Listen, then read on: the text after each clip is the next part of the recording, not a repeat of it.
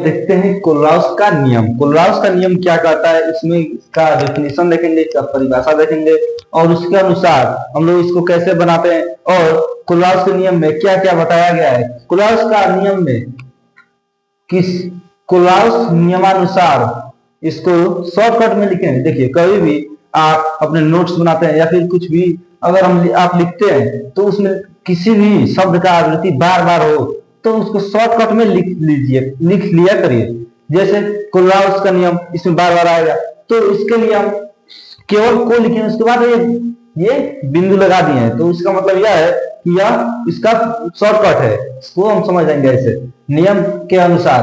तो अब देखिए नियमानुसार, अब इसको शॉर्टकट बनाए, नियम लिखते हैं उसके बाद के लिखते हैं उसके बाद अनुसार लिखते हैं, तो उसके लिए हमको इसको शॉर्टकट बनाए। कोलराउस नियमानुसार अनंत तन्यता पर किसी विद्युत अपघट्य की तुल्यांकी चालकता पर विद्युत अपघट्य के धन आयन मतलब और तथा ऋण आयन के तुल्यांकी चालकताओं के योग के बराबर हो जाता है।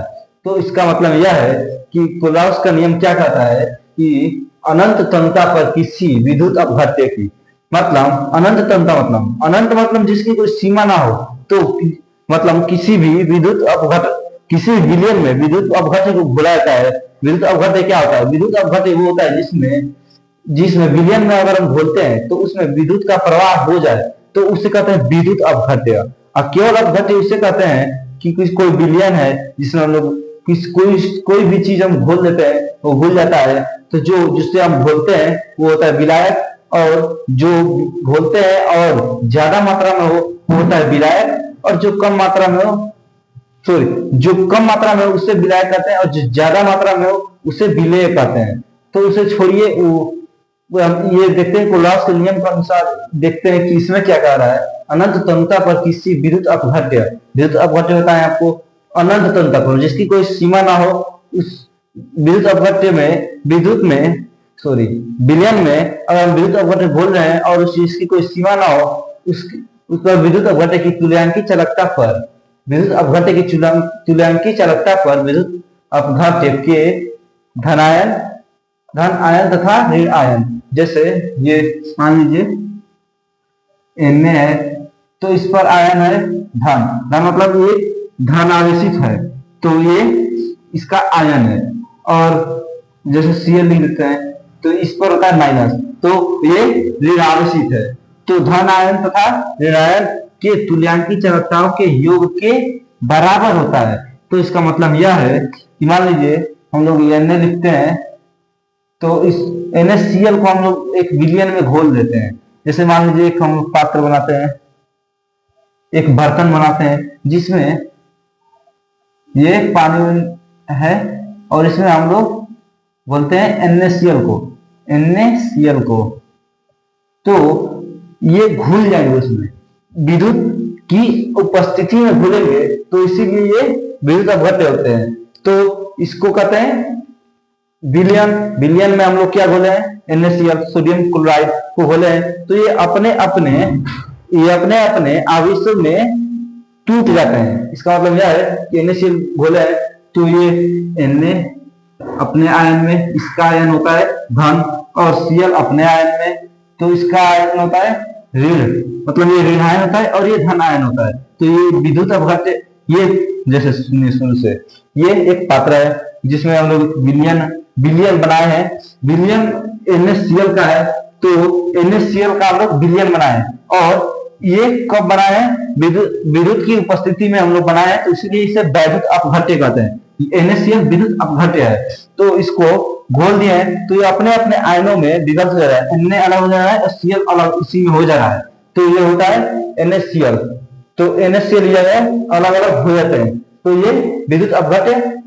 अब इसमें क्या कह रहा है, अपघट्य के धनायन तथा ऋणायन की तुल्यांकी चालकताओं के योग के बराबर हो जाता है। अब जैसे मान लीजिए हम लोग Na को कोई भी कुछ भी इसको संख्या मान लेते हैं, जैसे मान लीजिए हम मानते हैं 4 को हम लोग Cl को क्या मानते हैं, Cl को मान लेते हैं 5 मान लीजिए, तो इसका ये योग है Na का योग 4 है Cl का योग 5 है, Cl का योग 5 है।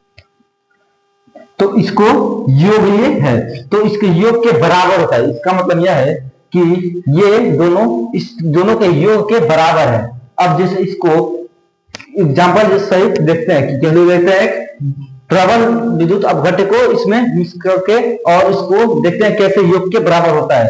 तो एक प्रबल लेते हैं HCl और CH3CONA ये लेते हैं एक दुर्बल का। अब इसको हम कैसे बनाते हैं तो देखिए NaCl की उपस्थिति में कराते हैं तो देखिए कैसे क्या होता है, लेमडा अनंत पर और H अपने धनायन पर होता है और Cl अपने ऋणायन में व्यक्त टूट जाता है। उसके बाद देखिए ये उसके बाद CH3CONA देखिए ये ने अपने धनायन में विभाजित होता है, टूट जाता है और CH3CO अपने ऋणायन में, तो इसको ऐसे तोड़ लेते हैं। अब इसको क्या करते हैं आगे, Na अपने धनायन में होता है और Cl ऋणायन, तो अब इसको काट लेते हैं कैसे कैसे इसको हल करने के लिए। अब इसको देखते हैं कौन कौन इससे करता है, तो ये Na धनायन है और ये भी Na धनायनित है, तो ये दोनों कट जाएंगे और इसमें क्या करेंगे और ये ऋणायनित है और ये ऋणायनित है, ये दोनों कट जाएंगे। अब इसमें क्या बचता है कि H पर प्लस बचता है और क्या बचता है कि लैम्डा अनंत और CH3COO, तो इसको हम ले लेते हैं कि अलग अलग लिख देते हैं, ठीक है। तो इसका योग आया है, किसका योग आया है, CH3COOH का। ये क्या है, ये एक यौगिक है एसिटिक अम्ल, इसको कहते हैं, इस यौगिक का नाम है एसिटिक अम्ल। अब एसिटिक अम्ल कैसे निकला है कि देखिए इसका मोलर चालकता हमने निकाले हैं, एसिटिक अम्ल का मोलर चालकता निकाले हैं, तो इसका मोलर चालकता आया है CH3COO और प्लस H पर धन आयन, तो इसका मोलर चालकता हम निकाले हैं CH3COOH का, एसिटिक अम्ल का, इसका मोलर चालकता है।